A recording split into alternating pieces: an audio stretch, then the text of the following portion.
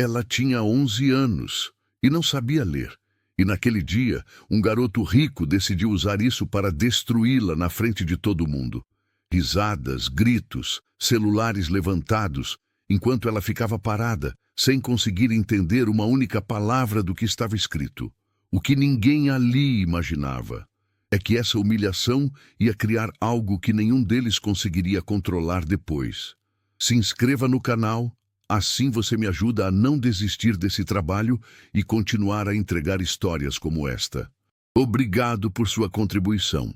A vida de Lia era feita de poeira e sol. Não era uma poeira qualquer, era aquela que grudava na pele e cheirava a trabalho, a esforço desde muito cedo. Ela morava do lado de lá do córrego, onde as casas eram de tijolo sem reboco, amontoadas umas nas outras, e a rua era de terra batida que virava lama pura quando chovia. Mas, todo dia, Lia tinha que atravessar a pontezinha de madeira que rangia para ir para o lado de cá.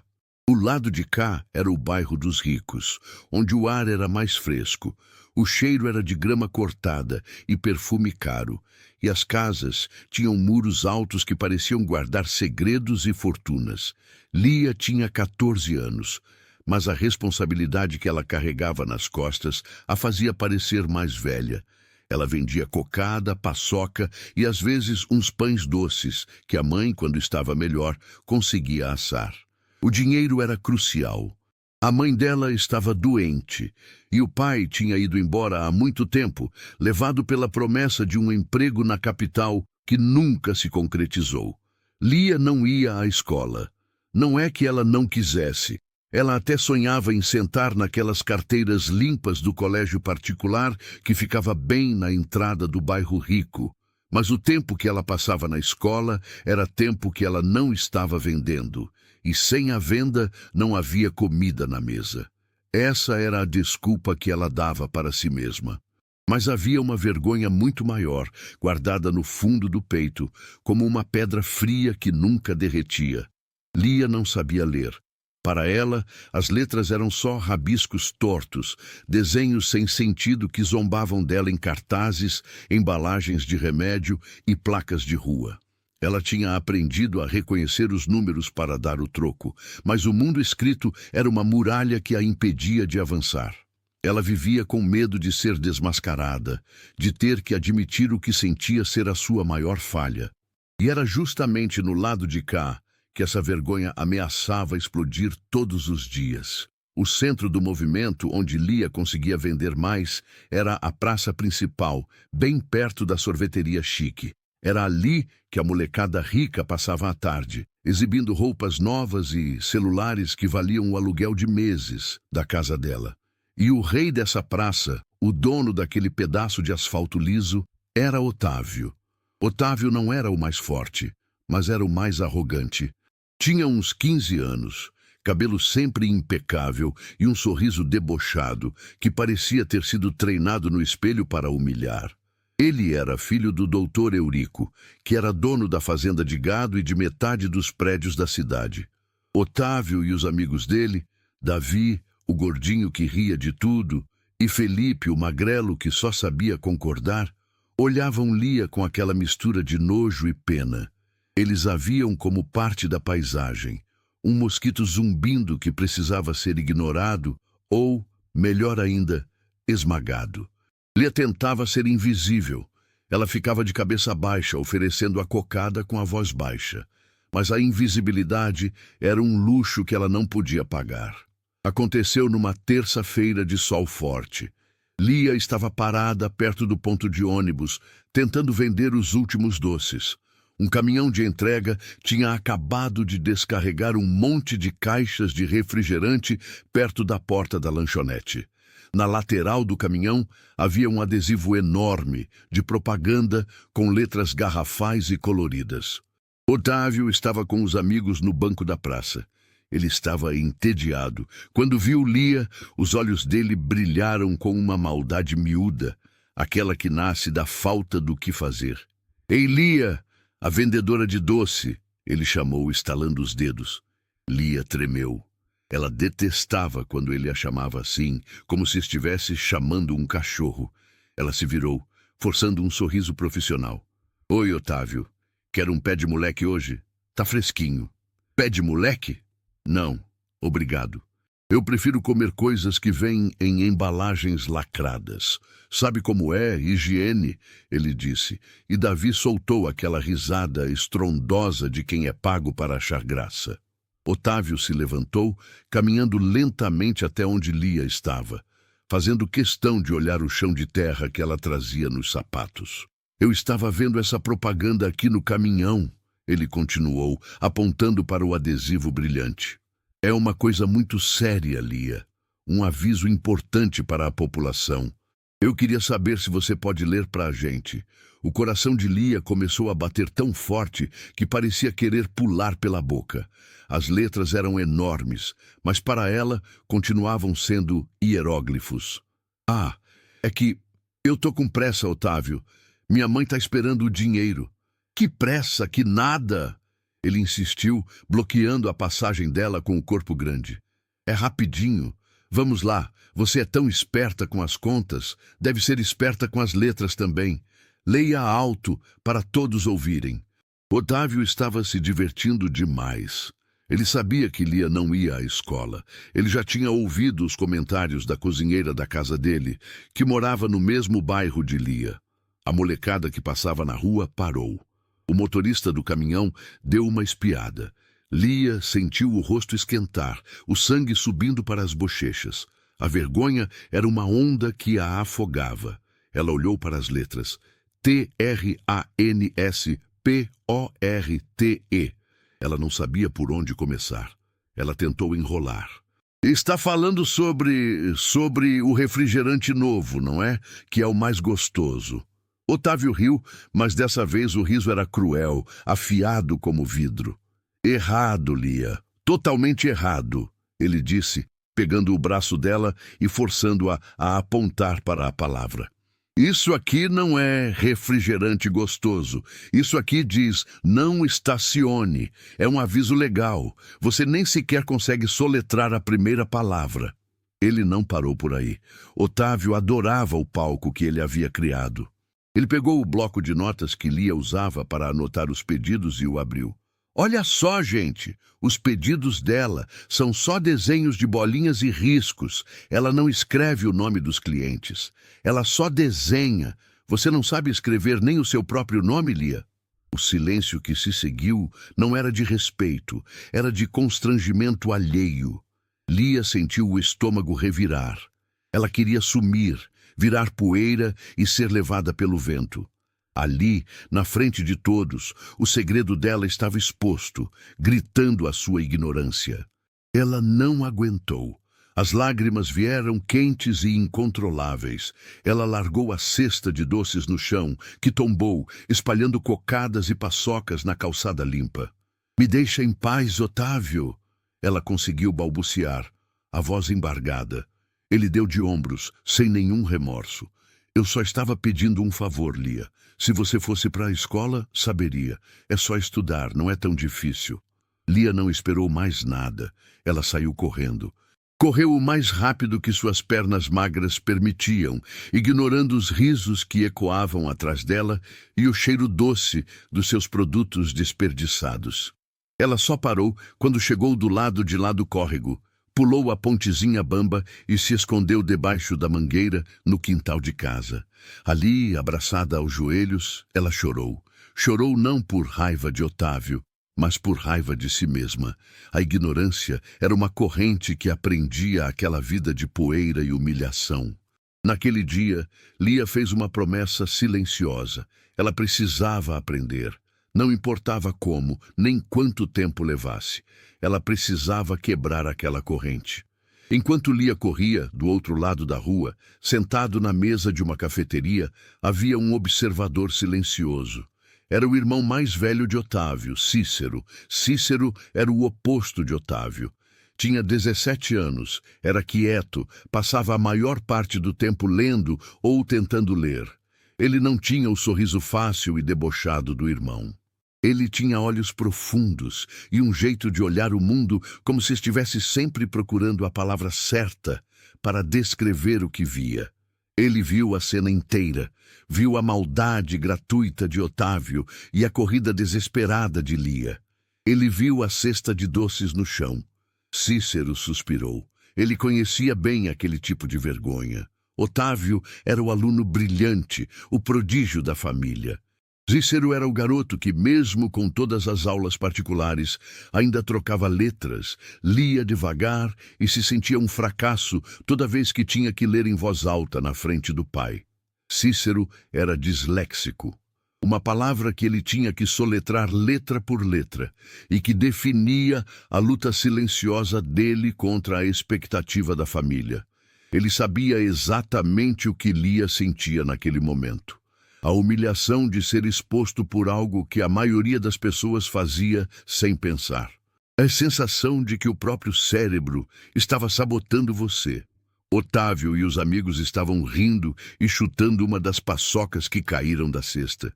Você é um idiota, Otávio, Cícero murmurou para si mesmo pegando a carteira. Ele esperou o irmão se afastar para não dar bandeira. Quando Otávio sumiu na esquina, Cícero atravessou a rua. Ele se abaixou, recolheu as cocadas que ainda estavam inteiras e juntou a cesta. Deixou o dinheiro da compra na calçada, perto de onde a cesta tinha caído. O suficiente para cobrir o prejuízo de Lia e ainda sobrar um bom troco. Cícero não era um herói.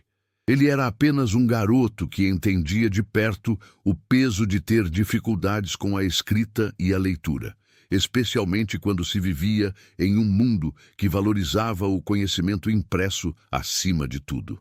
Lia passou o resto da tarde escondida. Sua mãe, vendo a cesta vazia e o silêncio da filha, não perguntou nada. Ela sabia que a vida na rua era dura e que a humilhação era um preço que eles pagavam por morar do lado de lá. Ao anoitecer, Lia criou coragem para sair de debaixo da mangueira.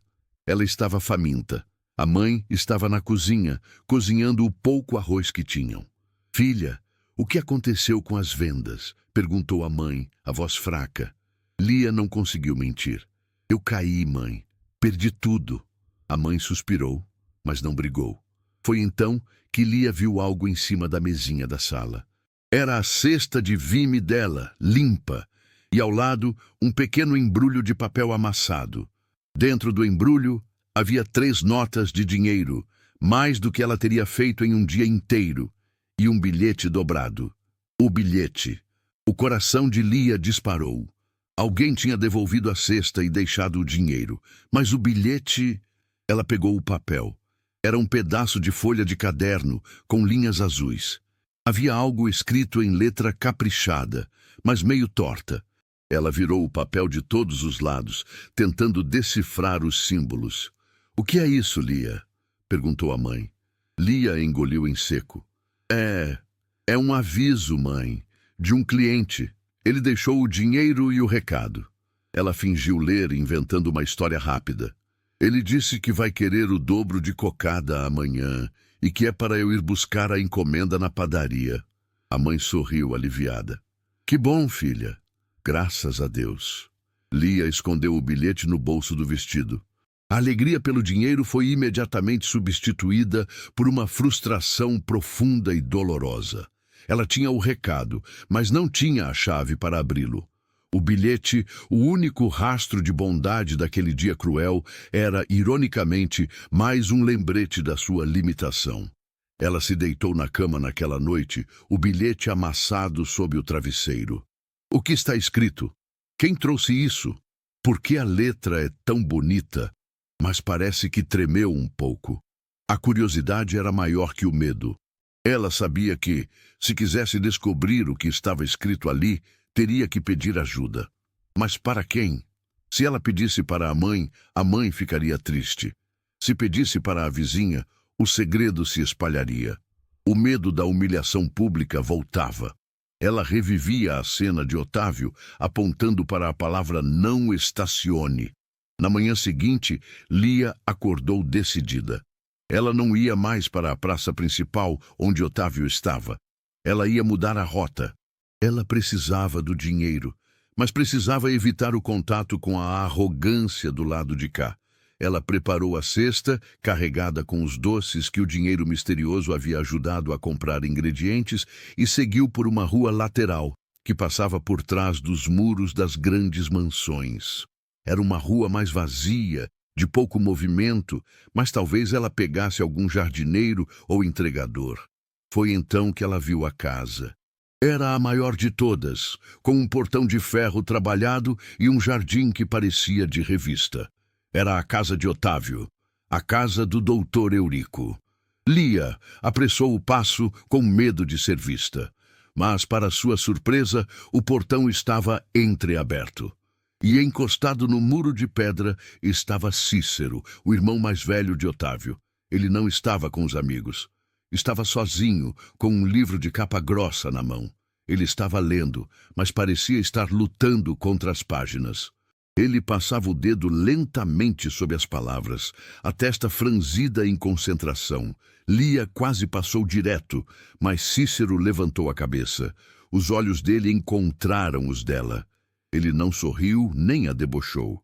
Apenas acenou com a cabeça, um cumprimento discreto, como se eles fossem cúmplices de um segredo. Lia hesitou. Era a chance. Ele não parecia com Otávio. Ele parecia cansado. Ela parou, a cesta de doces pendurada no braço. "Bom dia", ela disse, a voz quase um sussurro. "Bom dia, Lia", ele respondeu, fechando o livro, mas mantendo o dedo entre as páginas. Eu queria agradecer", ela disse, apontando para a cesta. "Pelo dinheiro. Eu sei que foi você." Cícero balançou a cabeça, olhando para o chão. "Não foi nada.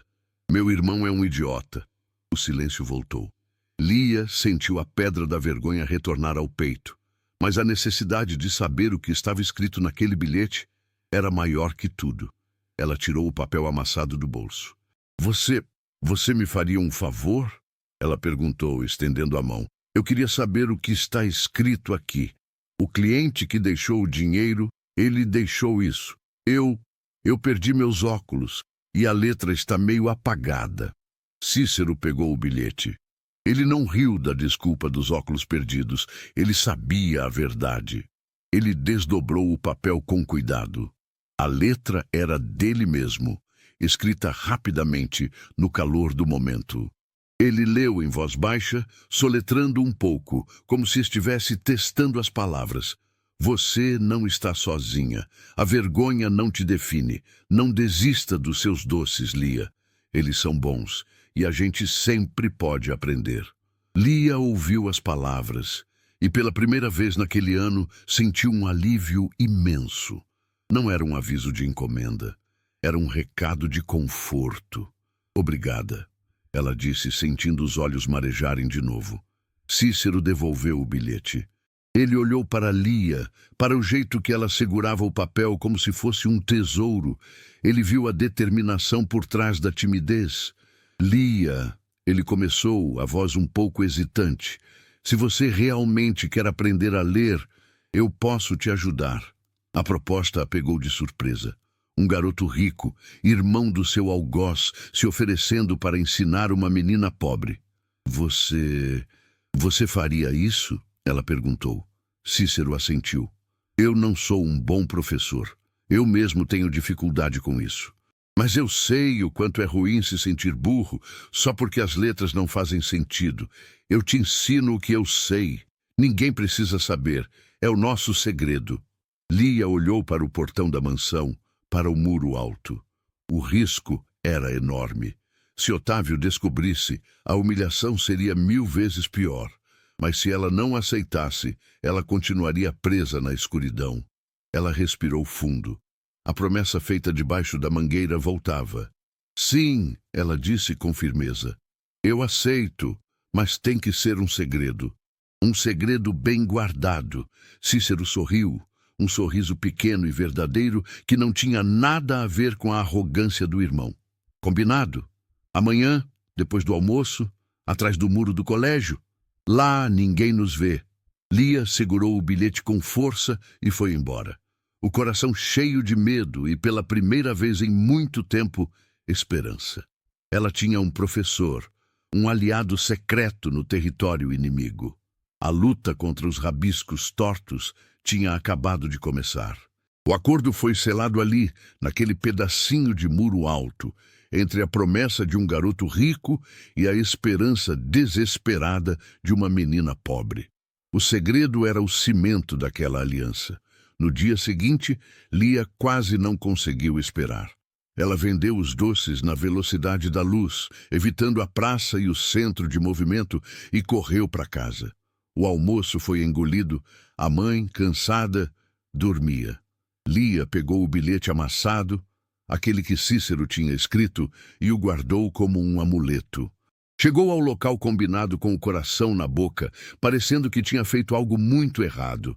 O muro de pedra do colégio particular era alto e estava coberto por uma era verde escura que parecia engolir os sons da rua.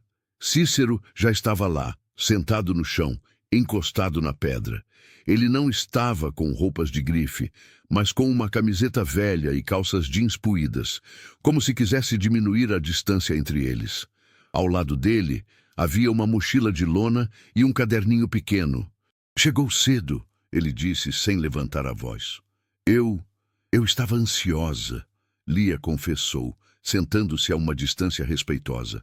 A grama era bem cuidada ali, do lado de cada muro, e cheirava a terra molhada. Cícero abriu o caderninho. As folhas eram brancas e limpas. "Olha, Lia, eu não sou professor", ele começou sério. "Eu sou a pessoa que mais erra as palavras que eu conheço. Mas eu sei como o cérebro funciona quando ele não quer ver o que está escrito. Então a gente vai começar do jeito mais besta possível, do começo do começo." Ele pegou um lápis e desenhou a letra A, bem grande no meio da página. "Isso aqui é o A", ele disse. Lia assentiu, olhando para o desenho. Ela sabia que era o A, mas não sabia o que ele representava. "O A tem um som", Cícero continuou. Ele abriu a boca, exagerando a expressão. "Ah, é o som que a gente faz quando o médico pede para ver a garganta. É o som de quando a gente se assusta. O A é a boca aberta." Ele fez Lia repetir. "Ah." Lia achou estranho, mas o som era fácil de lembrar. "Agora a gente vai esquecer a forma por 1 minuto", Cícero disse, fechando o caderno. "A gente vai focar no som. O som é a chave." Eles passaram a primeira hora falando de sons. O M de mãe, que ele fazia vibrar nos lábios. O P de pão, que era um sopro rápido. Ele não usava livros didáticos. Ele usava o mundo ao redor. Quando o sol começou a se mover e a sombra do muro encurtou, Cícero parou. "Por hoje é só. Você tem que ir embora antes que o jardineiro passe por aqui." Lia se levantou, a cabeça latejando. Não por dor, mas por esforço. Eu achei que ia ser só copiar", ela disse frustrada. Cícero sorriu de lado. "Se fosse só copiar, você já teria aprendido. Copiar é para quem já entendeu o código. A gente está criando o código do zero, Lia. Você é esperta. Só precisa de um atalho diferente." Ele entregou a ela o caderninho. "Fica com ele. Amanhã a gente revisa os sons." Lia segurou o caderno com a mesma reverência que segurava o dinheiro da venda. Era a primeira vez que algo escrito era dela, de verdade, e que não a humilhava. As aulas secretas viraram rotina. Eram sempre apressadas, sempre tensas, sempre escondidas atrás do muro. O medo de Otávio pairava sobre eles como uma nuvem escura. Cícero tinha métodos curiosos. Ele usava as mãos para moldar as letras no ar. Ele desenhava as palavras na terra e pedia para Lia apagá-las com o pé, para que ela sentisse o movimento da escrita. Ele ensinava a Lia a sentir as palavras. "Pensa no seu nome, Lia. L-I-A. O L é a língua que sobe e bate no céu da boca. Lia. O I é um sorriso fino. O A é a boca aberta. Você consegue sentir a palavra na sua boca antes de escrevê-la." Lia, que era acostumada a trabalhar com as mãos e o corpo, começou a responder a essa abordagem física. Ela repetia os sons, fechava os olhos e fazia caretas, tentando encaixar os rabiscos que via no caderno com o barulho que saía da sua garganta. A dificuldade era imensa. Havia dias em que Lia ficava desanimada. É muito difícil, Cícero. Ela desabafou um dia, quase chorando sobre a página rabiscada. Parece que meu cérebro não quer. As letras se misturam. O B e o D são iguais, só viram para o lado errado. Cícero, que estava desenhando um B com um bastão no chão, suspirou. Ele parou o que estava fazendo e olhou para ela, a expressão dele séria. Eu sei, Lia, eu sei exatamente o que você está sentindo. Ele pegou o bastão e desenhou no chão um B e um D lado a lado. Para mim, é a mesma coisa. Minha cabeça faz isso o tempo todo. Meu pai me chama de distraído, diz que eu sou preguiçoso. Mas não é preguiça. É como se eu estivesse lendo através de uma água turva. Lia olhou para ele, surpresa. Ela nunca tinha imaginado que o garoto rico, que tinha acesso aos melhores colégios, pudesse ter a mesma luta que ela. Eu sou disléxico, ele disse, soletrando a palavra devagar, como se estivesse provando o gosto amargo dela. Significa que eu misturo as letras, eu leio devagar. Eu tenho que lutar contra cada palavra que eu vejo. Se eu não tivesse nascido nessa casa, com dinheiro para pagar professores que me ensinam truques, eu estaria exatamente como você. Aquele momento foi o ponto de virada da amizade secreta. Cícero não era mais apenas o benfeitor. Ele era um colega de luta. Ele não estava ensinando Lia por pena, mas por solidariedade. Por isso que eu não ensino como eles ensinam na escola. Ele continuou apontando para o colégio. A escola não funciona para a gente tem que trapacear o cérebro. Ele pegou o bastão de novo. O B de barriga. Põe a barriga para frente, o D de dedo. Aponta o dedo para frente. Se você consegue sentir a diferença, o seu cérebro vai parar de misturar. Lia tentou. Ela fez a barriga do B com a mão e apontou o D para a frente.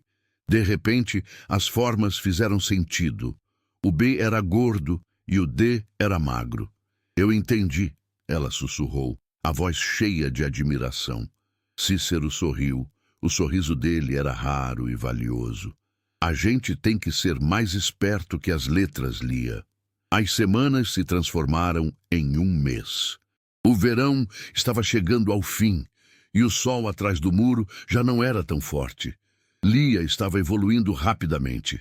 A base que Cícero construiu, os sons, a sensação das palavras, finalmente permitiu que ela começasse a juntar as sílabas. O primeiro grande sucesso veio com a palavra doce. Eles estavam revisando sílabas simples. Cícero escreveu D-O e depois C-E. Dó, ele disse. E C. Lia olhou para a palavra que ela vendia todos os dias, que era a base da sua sobrevivência. Ela não estava mais vendo rabiscos. Ela estava vendo uma representação do som que ela conhecia. Dó-si, ela disse devagar. Doce. Ela olhou para Cícero, os olhos brilhando. Ela tinha lido uma palavra inteira, uma palavra que fazia parte da vida dela. Cícero deu um soco no ar. Isso, você viu? Você não está mais lendo o desenho, você está lendo o som. Lia pegou o caderninho e escreveu doce, com a letra desajeitada, mas firme. A palavra parecia mágica no papel. A partir daquele dia, a confiança de Lia cresceu. Ela começou a devorar as sílabas. Ela lia as palavras que Cícero escrevia, palavras relacionadas ao seu mundo. Pão, água, vender, mãe. O segredo, porém, se tornava mais pesado a cada dia. O risco de serem descobertos era constante. Otávio tinha o hábito de andar de bicicleta pela rua de trás da mansão e a paranoia de Lia estava sempre no máximo.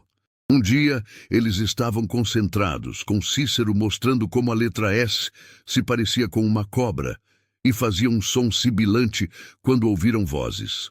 Eu te disse que estava por aqui, Davi. Ele deve ter esquecido a mochila. Era Otávio. A voz dele era alta e cheia de autoridade. Cícero e Lia congelaram. Eles estavam no meio de uma lição e no chão a terra batida estava cheia de letras desenhadas com o bastão. Rápido, Lia, debaixo da moita! Cícero sussurrou, empurrando-a gentilmente para o arbusto de hibisco que crescia junto ao muro. Ele pegou a mochila e o caderno e os jogou atrás da moita. Com um movimento rápido, ele chutou a terra, apagando as letras. O S de cobra e o M de mãe sumiram na poeira. Otávio e Davi apareceram na esquina. Otávio estava resmungando sobre um fone de ouvido perdido. Cícero, o que você está fazendo aqui atrás? Parece um mendigo sentado no chão. Otávio disse, a voz cheia de desdém. Cícero se levantou, limpando a poeira da calça. Ele tinha um semblante calmo, quase entediado. Estava procurando sombra, Otávio. É quente demais lá dentro. Perdeu alguma coisa? Otávio não estava convencido. Ele olhou para o chão, mas a terra estava lisa. Não, eu perdi meus fones. Mas é estranho você estar aqui. Você não estava lendo aquele seu livro chato de novo? Já li. Cícero mentiu. Davi, o amigo risonho, estava olhando fixamente para a moita de hibisco. Lia estava encolhida, rezando para que o cheiro de suor e cocada dela não chegasse até eles. Ela podia ouvir a respiração ofegante de Davi. O que é isso, Cícero? Parece que tem alguma coisa se mexendo ali. Davi apontou. O coração de Lia parou. Cícero reagiu instantaneamente. Ele pegou uma pedra pequena e a atirou na moita, fazendo barulho. É o gato do vizinho, Davi. Para de ser medroso. Ele vive caçando por aqui. Otávio não deu muita atenção. Ele já estava entediado com a conversa.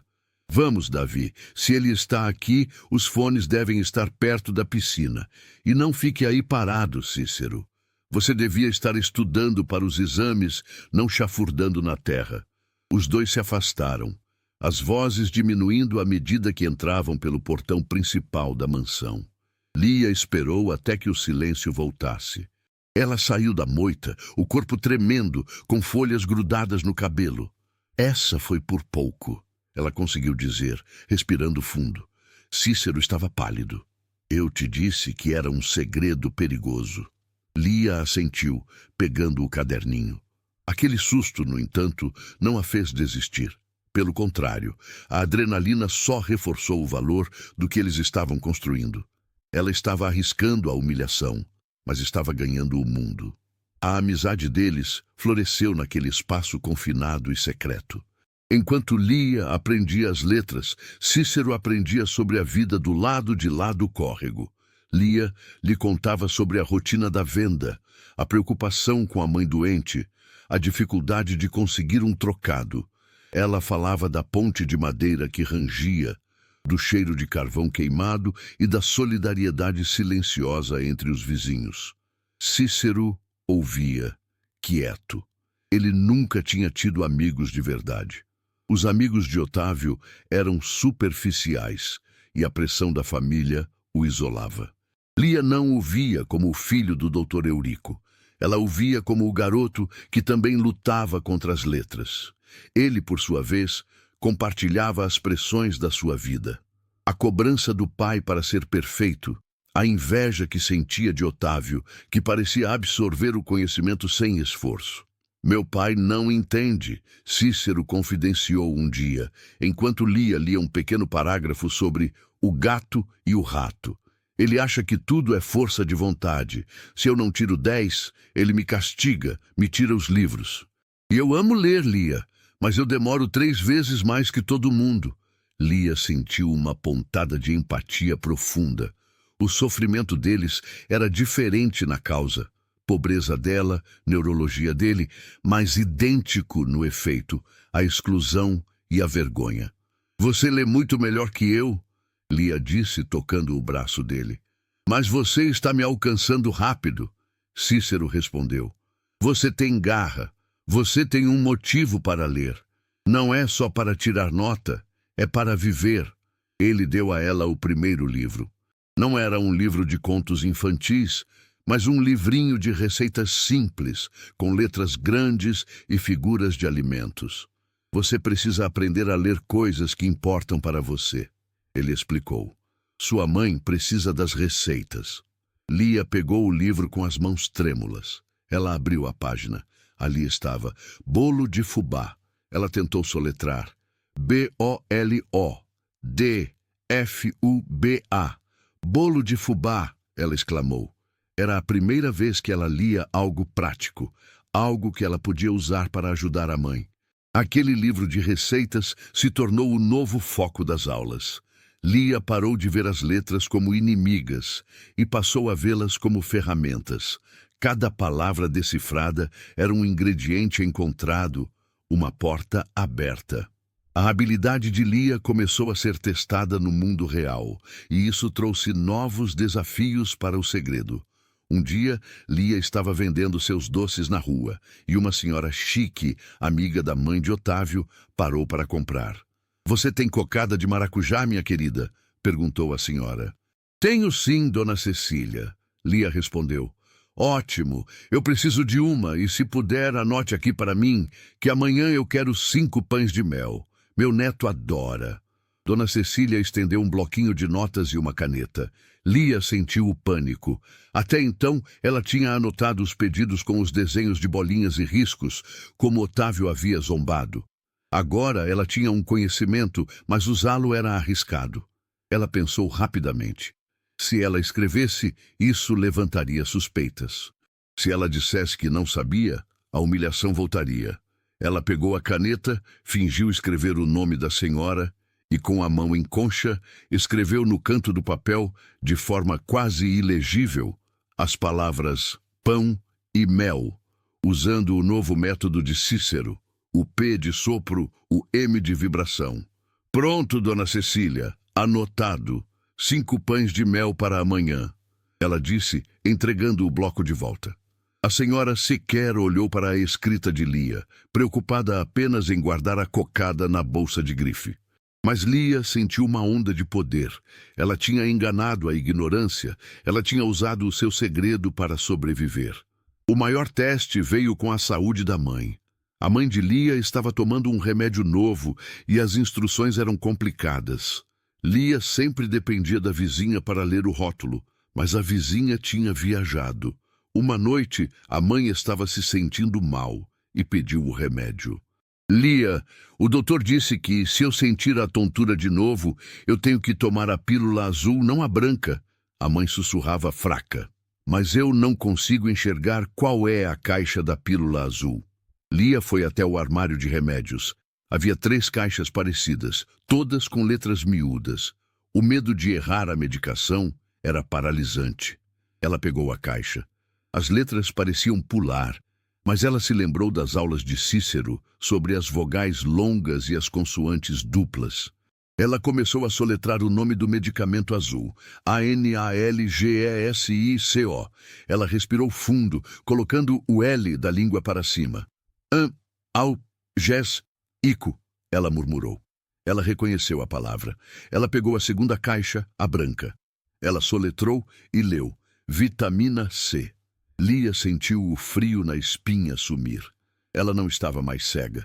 O conhecimento que Cícero lhe dera era, literalmente, a diferença entre a saúde e o erro. Ela levou a caixa correta para a mãe. "É o analgésico, mãe. Toma um copo d'água." A mãe, aliviada, tomou o remédio e sorriu. "Você é muito esperta, filha. Obrigada." Lia não disse nada. Aquele momento valeu mais do que todos os doces vendidos e todas as humilhações sofridas. Ela tinha lido. Ela tinha ajudado. No dia seguinte, quando se encontrou com Cícero atrás do muro, Lia não estava mais tímida. Ela estava confiante, mas a gratidão a sufocava.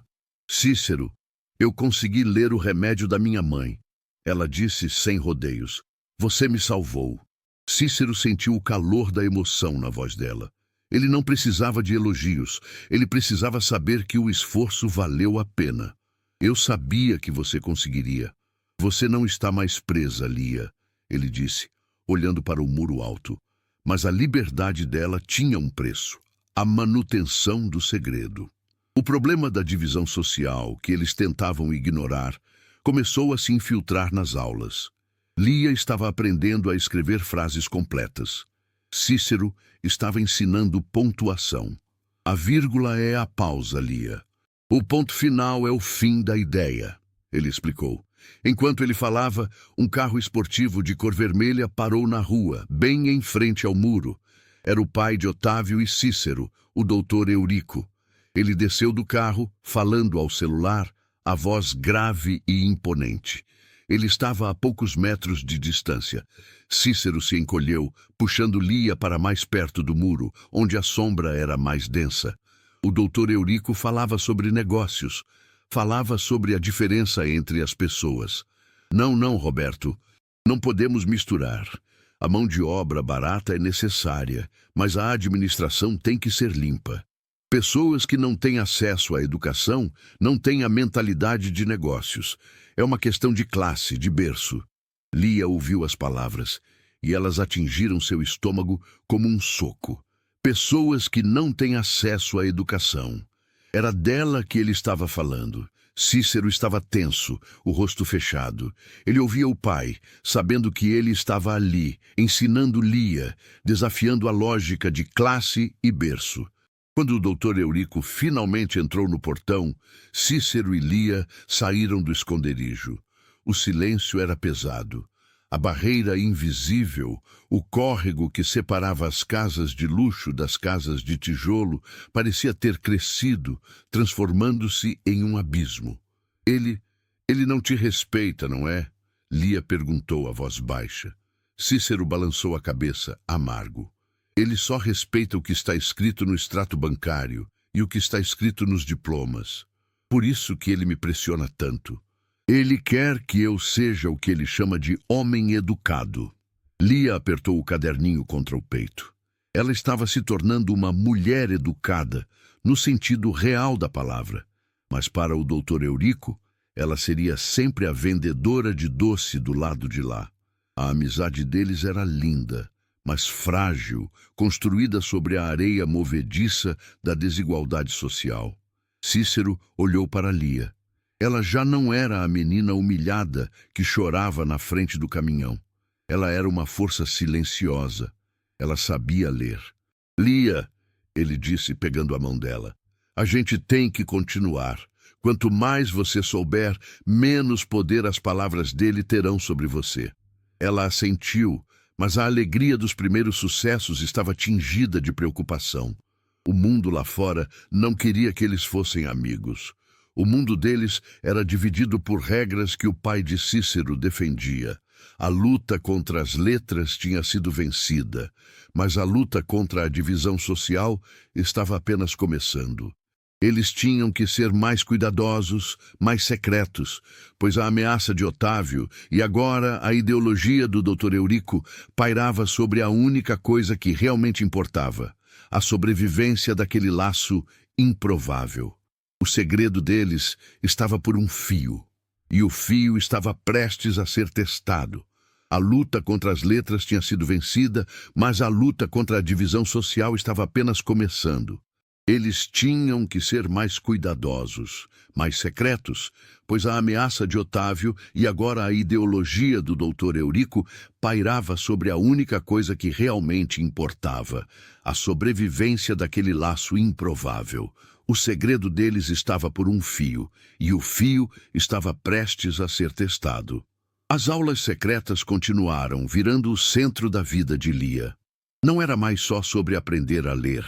Era sobre a adrenalina de desafiar um mundo que dizia que ela não pertencia àquele conhecimento.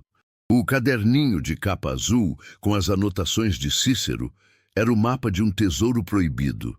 Lia o escondia debaixo de uma tábua solta no assoalho de casa, e só o tirava quando a mãe estava dormindo profundamente. Cícero não era um professor comum. Ele não tinha a paciência de um, mas tinha a empatia que só quem sofre o mesmo problema pode ter.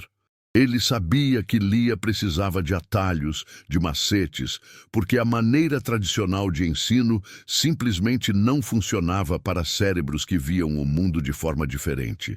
Ele usava tudo que estava ao alcance para fixar o aprendizado. O R é o som que faz o motor da moto, ele explicava, fazendo um barulho vibrante com a garganta. Rá, sente a língua tremendo? Quando você vira o R, você tem que sentir esse tremor. Lia fechava os olhos e repetia, sentindo o som ressoar. O F é o vento, ele dizia, soprando devagar. É leve, é só o ar saindo entre os dentes. Fá, o V é quase igual, mas tem um motorzinho ligado na garganta. Fá. Para Lia, que vivia de sensações, de cheiros e de texturas, essa abordagem funcionava como mágica. Ela não estava mais memorizando formas, estava catalogando sons e movimentos. A primeira grande batalha que eles travaram juntos foi contra as letras parecidas, o P e o Q, o G e o C. Para mim, eles se misturam o tempo todo. Cícero confessou, desenhando as letras na terra com a ponta do bastão. É como se o meu cérebro trocasse o espelho. Eu vejo o B, mas leio D. Lia, agora sabendo da dislexia de Cícero, sentia-se menos sozinha. O G parece um caracol, não parece? Tem a curva e o rabo. Lia observou um dia, olhando o desenho. Isso, e o C é só a casca do caracol, sem o corpo. Cícero respondeu animado. É isso, Lia. Você está dando apelidos para as letras. É o nosso jeito de trapacear. Eles riam baixinho, cúmplices. Aquele riso era valioso, porque era o único momento em que os dois podiam ser apenas adolescentes aprendendo, longe da pressão da venda e da pressão do sobrenome. À medida que Lia avançava para as sílabas mais complexas, a confiança dela explodia. Ela passou a encarar as placas da rua quando voltava para casa. Ela não lia tudo, mas reconhecia pedaços, sílabas soltas que antes eram apenas borrões. O maior desafio, no entanto, era a escrita. A mão de Lia, acostumada a carregar cestas e a limpar, era dura. Cícero a incentivava a escrever sobre sua própria vida, para que as palavras tivessem peso. Escreve sobre a cocada. O que você usa para fazer? Ele pediu. Lia pegou o lápis e, com a testa franzida, começou a escrever as palavras que já dominava. Coco, açúcar, fogo. Quando ela terminou, Cícero olhou o texto. A letra era grande e insegura, mas as palavras estavam lá, certas. Você sabe o que é isso, Lia? Ele perguntou, apontando para o parágrafo. É a receita, ela disse orgulhosa. É mais que isso, é a sua voz. Você acabou de escrever a sua história. É só o começo, mas é seu. Cícero sabia que o pai dele nunca valorizaria a receita de cocada de Lia. O pai só queria que ele lesse Aristóteles e os relatórios financeiros da fazenda. Mas para Cícero, a receita de Lia era mais importante do que qualquer tratado grego, porque representava a libertação. O tempo que passavam juntos era a fuga de ambos. Cícero fugia da casa grande e silenciosa, cheia de expectativas frias. Lia fugia da poeira e da necessidade urgente de dinheiro. Um dia, Lia chegou ao muro com uma preocupação diferente. Cícero, minha mãe está muito preocupada. Ela recebeu uma carta do dono da casa. Eu não consegui ler tudo, mas a vizinha disse que parece que o aluguel vai subir. O rosto de Lia estava tenso, a preocupação habitual da vida pobre voltando com força total. Me mostra, Cícero pediu. Lia tirou o papel, dobrado e amassado, do bolso. Era um documento formal, cheio de termos legais e letras miúdas que faziam o coração de Lia apertar. Cícero leu o documento devagar, soletrando alguns termos mais complexos para si mesmo, mas entendendo a essência. Eles não estão aumentando o aluguel, eles estão te dando um aviso de despejo, Cícero disse, a voz baixa. A data de saída é daqui a 30 dias. Eles querem reformar o terreno. O mundo de Lia desmoronou. Despejo? Mas para onde nós vamos? Ela perguntou, sentindo as lágrimas voltarem. Minha mãe está doente, não podemos nos mudar. Cícero sentiu a responsabilidade do conhecimento. Ele podia ler as palavras que Lia não podia, e essas palavras tinham o poder de destruir a vida dela. Calma, Lia, a gente tem 30 dias. O papel diz que o motivo é reforma. Isso tem um monte de regras. A gente precisa saber se eles podem fazer isso legalmente. Ele sabia que estava entrando em um território perigoso. O dono do terreno era provavelmente um dos amigos de seu pai, parte do círculo do lado de cá que Lia temia. A gente precisa de um advogado, Lia disse desesperada. Cícero balançou a cabeça. Advogado custa dinheiro que a gente não tem. Mas a gente tem letras e eu tenho acesso à biblioteca do meu pai. A partir daquele dia, as aulas de leitura se transformaram em aulas de direito básico. Cícero usava a biblioteca da mansão, que era maior do que a biblioteca pública da cidade. Ele procurava livros sobre direitos do inquilino, usando um vocabulário que ele mal entendia, mas que ele simplificava para Lia. Eles se tornaram detetives. Cícero lia os códigos, Lia memorizava os termos-chave, aviso prévio, motivo justo, indenização. O medo de Lia não era mais a vergonha de não saber ler, mas o medo de não conseguir ler rápido o suficiente para salvar a casa da mãe. Lia, a lei diz que se o inquilino provar que está sendo despejado por vingança ou sem um plano real de reforma, ele pode ter o despejo suspenso. Cícero explicou, mostrando o parágrafo no livro de direito que ele havia fotocopiado secretamente. Lia olhou para as palavras e, pela primeira vez, as letras não eram apenas símbolos de humilhação, eram armas. A gente precisa saber se a reforma é de verdade. Lia concluiu. A investigação começou sutilmente. Lia, durante suas vendas matinais, começou a prestar atenção na vizinhança do lado de lá do córrego. Ela perguntava aos vizinhos se eles tinham visto movimentação de construtores. A resposta era sempre a mesma. Não havia sinal de reforma. O terreno estava abandonado, coberto de mato alto. Cícero, por sua vez, usou a internet do pai para pesquisar sobre a empresa que havia enviado o aviso. Ele descobriu que a empresa era uma fachada, registrada em nome de um primo distante de um dos sócios de Dr. Eurico. É uma jogada, Lia. Eles querem o terreno, mas não querem pagar a indenização. Eles estão usando o despejo por reforma para te tirar de lá sem gastar dinheiro. Cícero explicou, sentindo uma raiva fria. Essa descoberta cimentou a aliança deles de uma forma perigosa. Eles não eram apenas amigos. Eles eram conspiradores contra a elite da cidade, a mesma elite à qual Cícero pertencia. O segredo agora não era apenas sobre a educação de Lia, mas sobre a justiça dela. A tensão aumentava na casa de Cícero. Dr. Eurico estava desconfiado do tempo que o filho passava sozinho. O que você tem feito, Cícero? Você está quieto demais. Eu te vejo saindo com essa mochila todos os dias, mas não te vejo estudando os relatórios que eu te dei. Dr. Eurico cobrou durante o jantar, a voz cortante. Otávio, sempre presente para agravar a situação, sorriu. Ele deve estar lendo revistinhas em quadrinhos, pai. Cícero não consegue ler nada sério sem trocar as letras.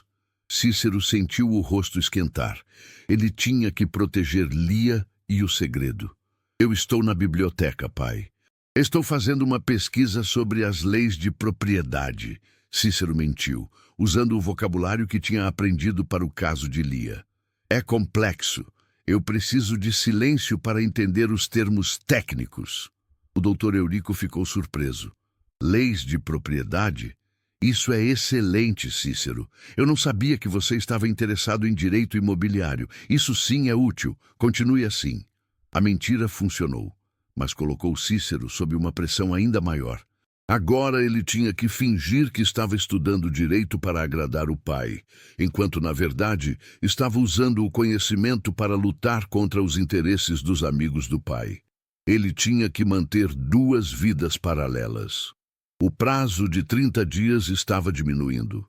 Lia e Cícero precisavam agir. A estratégia deles era simples, mas arriscada. Lia tinha que escrever uma resposta formal ao aviso de despejo, citando o código de inquilinato que Cícero havia encontrado, e entregá-la pessoalmente ao escritório de advocacia que representava a empresa de fachada.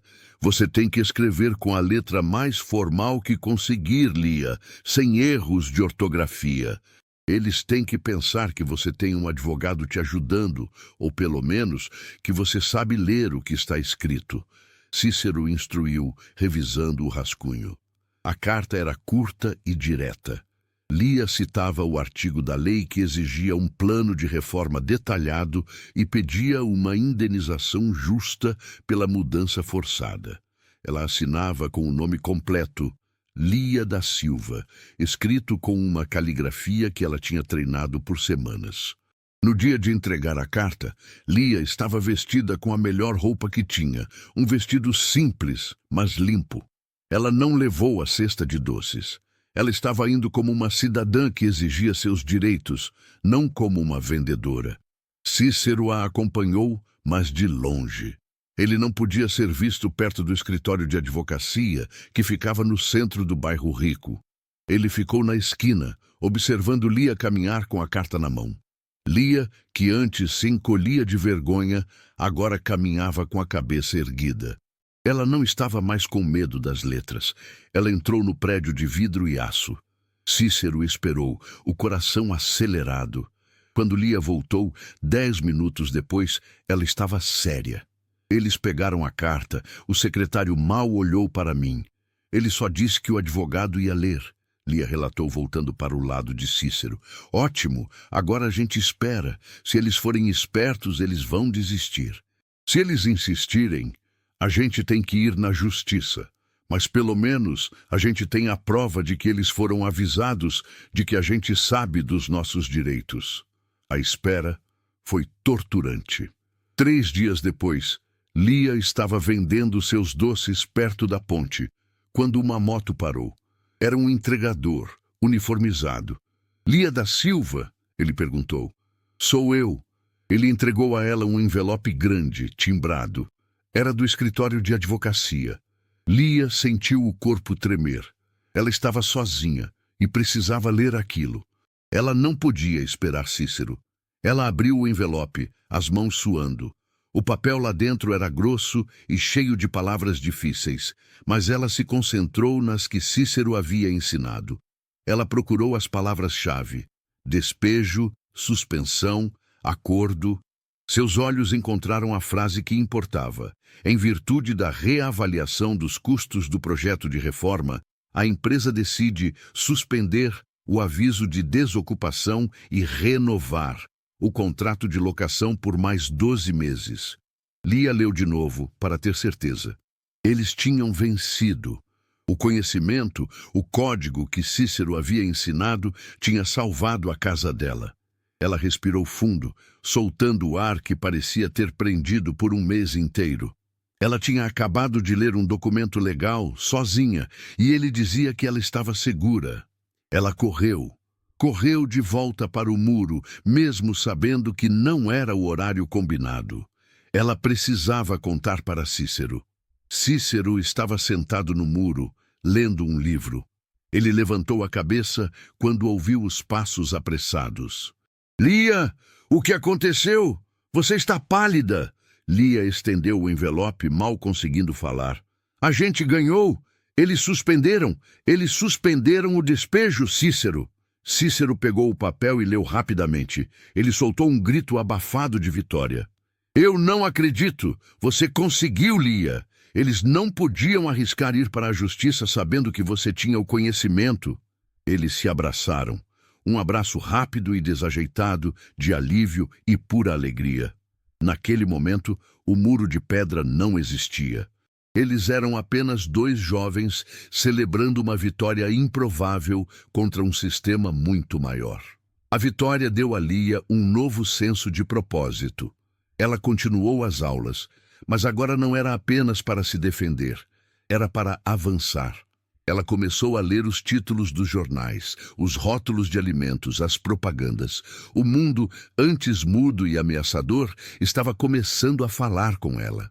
A amizade de Lia e Cícero, no entanto, estava prestes a enfrentar seu teste mais difícil, um teste que não envolvia letras, mas lealdade. Otávio estava cada vez mais irritado com a falta de atenção de Cícero e com o tempo que o irmão passava escondido. A desconfiança dele estava no auge. Naquela semana, a cidade estava se preparando para a feira anual de doces, um evento importante onde Lia esperava fazer o dinheiro necessário para comprar os remédios da mãe para o próximo mês. Lia estava animada. Ela tinha preparado uma nova receita, um pão de mel com recheio de doce de leite, e Cícero a tinha ajudado a escrever um pequeno cartaz de propaganda.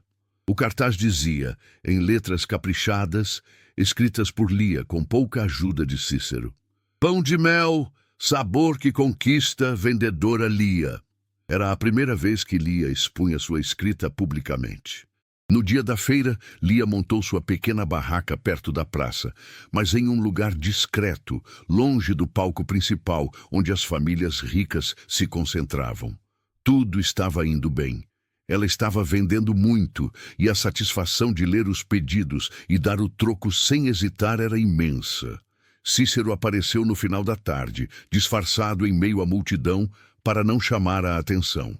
Ele comprou um pão de mel, elogiou a escrita do cartaz e se afastou. Mas Otávio estava por perto. Otávio não estava vendendo, claro. Ele estava com Felipe e Davi, exibindo um drone novo que ele pilotava sobre a praça. Ele viu Cícero se afastar da barraca de Lia e viu o cartaz. O cartaz. Otávio se aproximou da barraca, não com a arrogância debochada de antes, mas com uma curiosidade fria. Ele leu o cartaz. Pão de mel, sabor que conquista, vendedora Lia. A letra, embora simples, era legível. Não eram mais os rabiscos e desenhos que ele havia zombado meses atrás. Ele olhou para Lia, que estava contando o troco com uma rapidez e segurança que ele não se lembrava de ter visto.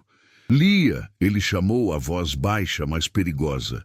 Lia levantou a cabeça. O medo, que tinha diminuído, voltou com força total. Otávio, quer um pão de mel? Otávio ignorou o doce. Ele apontou para o cartaz. Quem escreveu isso? Lia tentou manter a calma. Ela não podia entregar Cícero. Fui eu, ela respondeu, a voz firme. Otávio riu, mas não era o riso alto e descontrolado de antes. Era um riso calculado de quem está montando um quebra-cabeça. Você, a menina que não sabia soletrar não estacione, a que só desenhava bolinhas no bloco de notas? Lia sabia que ele estava testando-a. Ela tinha que provar que o milagre era dela, não de Cícero. Eu aprendi, Otávio. Eu estudei. É só estudar, não é tão difícil. Ela devolveu, usando as palavras que ele próprio havia dito a ela na humilhação. A arrogância de Otávio foi ferida.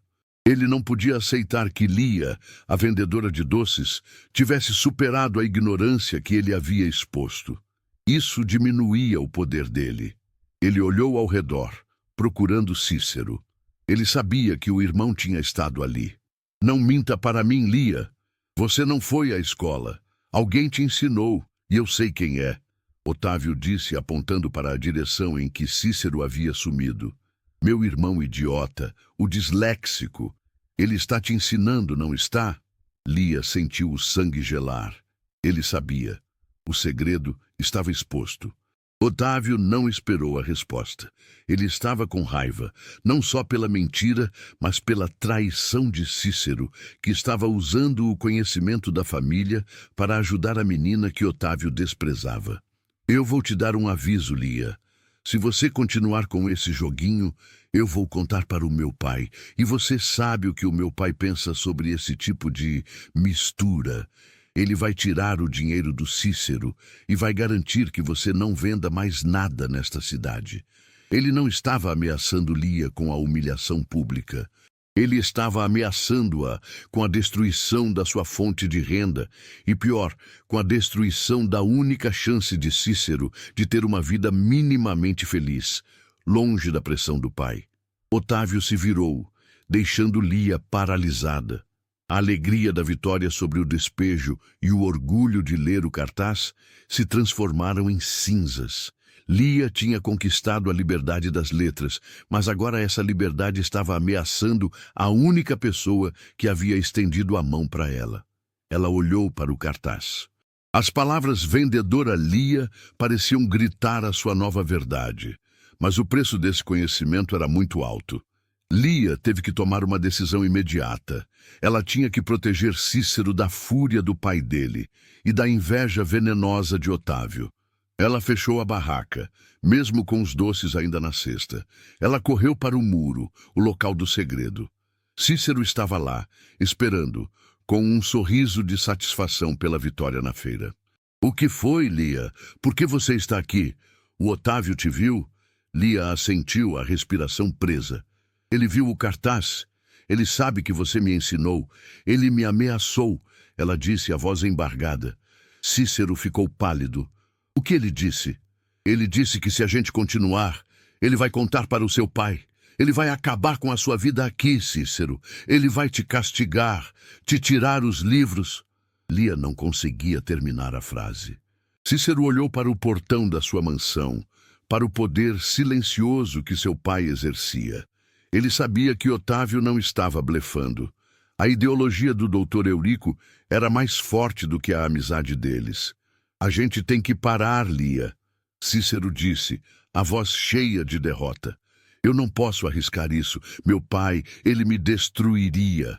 Lia sentiu um nó na garganta, mas sabia que ele estava certo. Ele havia lhe dado o mundo e ela não podia ser o motivo da queda dele. "Eu sei", ela sussurrou. "Obrigada por tudo, Cícero. Você me deu o que eu precisava. Eu não sou mais cega." Ela devolveu a ele o caderninho azul, o mapa do tesouro que agora estava proibido. "Fica com ele, Lia. Você já sabe o que está lá dentro. Você não precisa mais de mim", ele disse, mas ela recusou. "Ele é seu, Cícero. É a prova de que você é um bom professor." Ela se afastou, sentindo a dor da separação.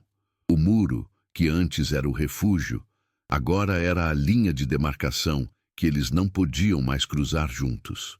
"Lia, espera!" Cícero chamou. Ela parou, mas não se virou. "E a gente? A gente ainda é amigo?" Ele perguntou, a voz quebrada. Lia olhou para a ponte para o lado de lá do córrego. Ela tinha a leitura, mas tinha perdido o único amigo verdadeiro que já tivera.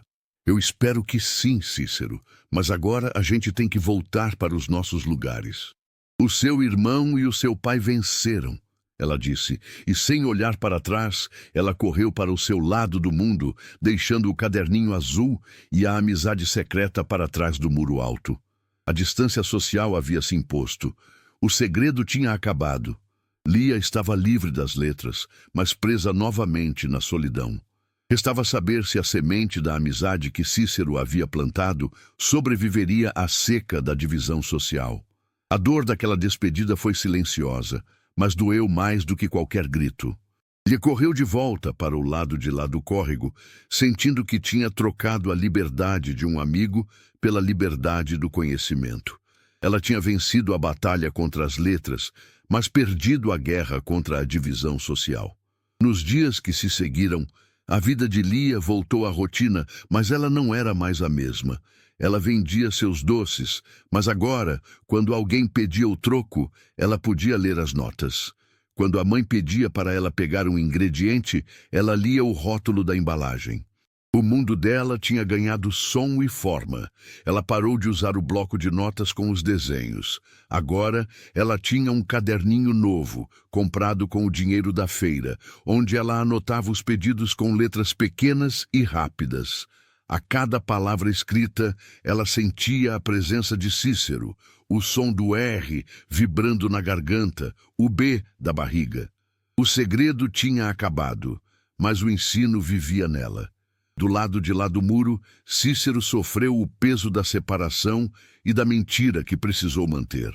Otávio estava vitorioso, mas desconfiado.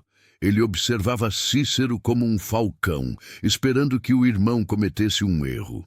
Cícero se forçou a mergulhar nos livros de direito que o pai lhe dera, fingindo interesse na área de negócios da família. Ele lia devagar, lutando contra a dislexia, mas o fazia com a nova determinação que Lia havia lhe ensinado. Ele não estava mais lendo para agradar o pai, estava lendo para proteger a si mesmo e, de longe, Lia. Otávio não podia deixar o assunto morrer.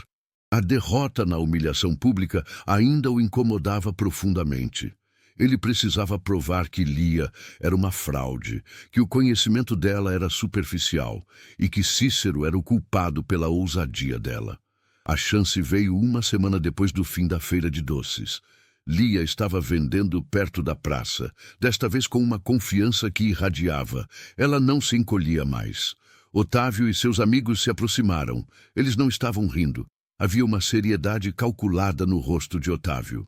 "Olha só, a vendedora letrada", Otávio disse, cruzando os braços. "Ouvi dizer que você está escrevendo até carta para advogado agora. Virou doutora, Lia?" Lia colocou a mão no balcão da barraca, firme. "Eu sou vendedora, Otávio, e sei me defender." Otávio tirou um jornal dobrado do bolso, o jornal mais chique da cidade, cheio de letras pequenas e vocabulário difícil. "Isso aqui é o editorial de hoje", ele disse, abrindo o jornal e apontando para um parágrafo no meio da página. "Está falando sobre a economia, sobre a diferença de classes, o que o meu pai chama de capital social. É um texto difícil. Eu duvido que você consiga ler isso sem o seu professor particular." Os amigos de Otávio, Davi e Felipe se aproximaram, esperando o show. Lia olhou para o texto. As letras eram pequenas e as palavras complexas, cheias de sílabas que ela nunca tinha praticado com Cícero. Estrutura, inflação, burocracia. O pânico tentou subir, mas ela se lembrou da voz de Cícero. "A gente tem que ser mais esperto que as letras, Lia." Ela respirou fundo e se concentrou no som. Ela usou o F de vento, o T de toque na boca, o C de caracol. Ela começou a soletrar devagar, a voz baixa, mas clara. "A, estru, tu, ra, du, mer, ca, du, imo, bi, li, a, rio, so, fru, com, a, in, fla, são." Ela não parou. Lia leu o parágrafo inteiro, soletrando as palavras difíceis, mas juntando o sentido das frases. Ela tropeçou um pouco no burocracia, mas se corrigiu imediatamente, lembrando-se do B de barriga. Quando ela terminou, a praça estava silenciosa. Ela tinha lido um texto complexo, um texto que Otávio havia escolhido especificamente para desmascará-la. Otávio estava lívido. Seu sorriso debochado havia sumido, substituído por uma fúria impotente. Ele não podia humilhá-la com a ignorância dela, porque a ignorância tinha desaparecido. "Você decorou isso?" ele acusou. "Não, Otávio", Lia respondeu, fechando o jornal e o devolvendo a ele. "Eu li, e eu entendi. Está falando sobre como os ricos manipulam os preços para manter os pobres fora do jogo. Exatamente o que seu pai tentou fazer com a minha casa." O golpe foi duplo.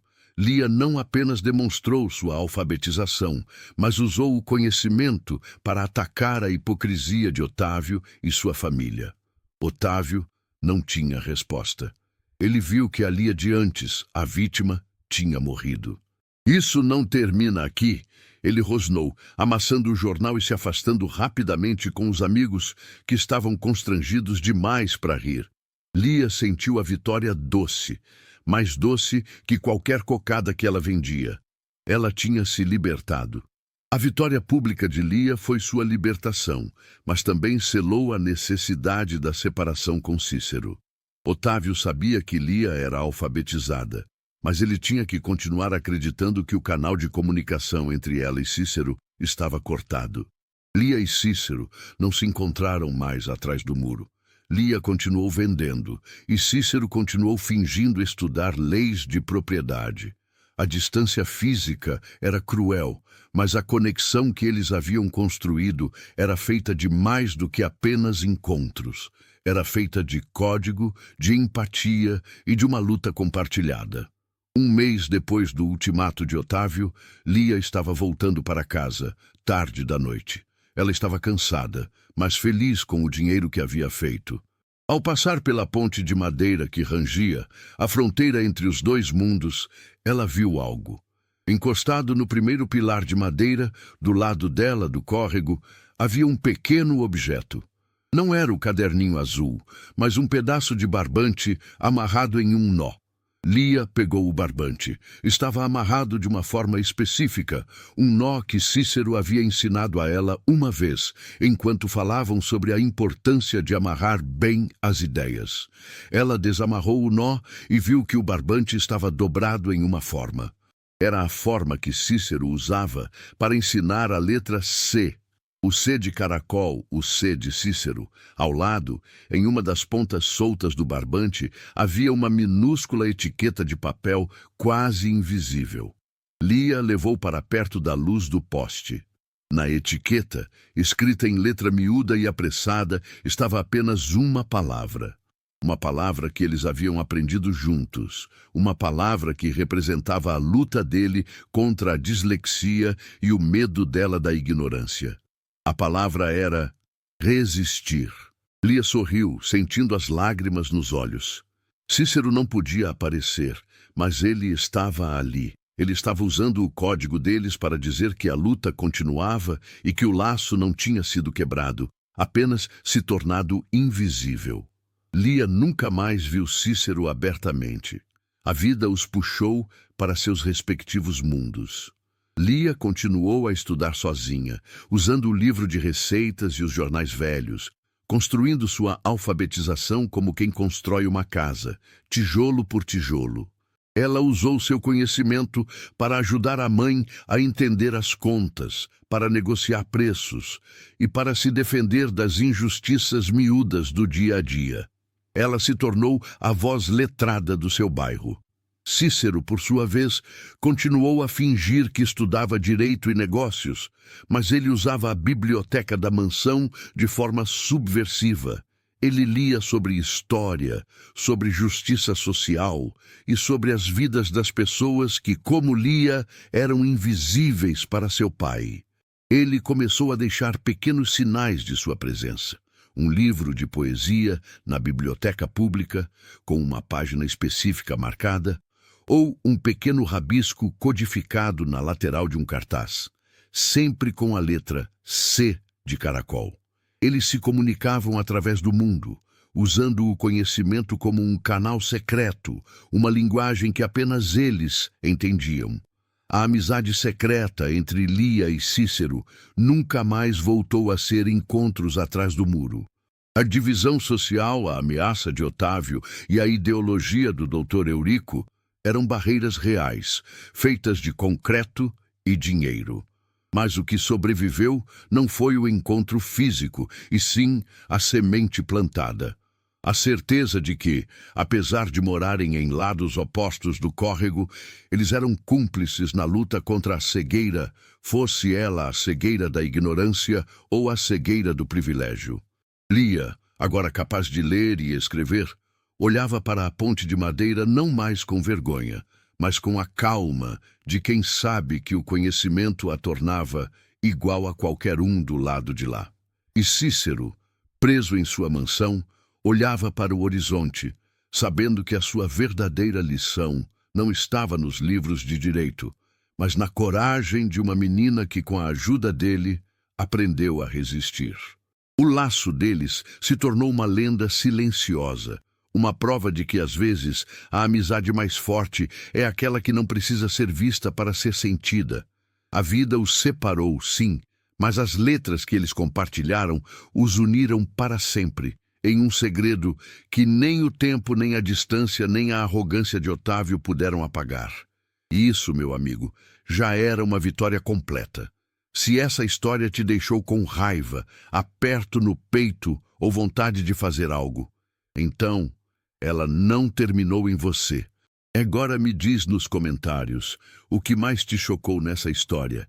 Deixa o like, não por mim, mas para que essa história chegue a mais pessoas que também precisam ouvir isso. E se inscreve no canal, porque aqui a gente não conta histórias para distrair, a gente conta histórias para despertar.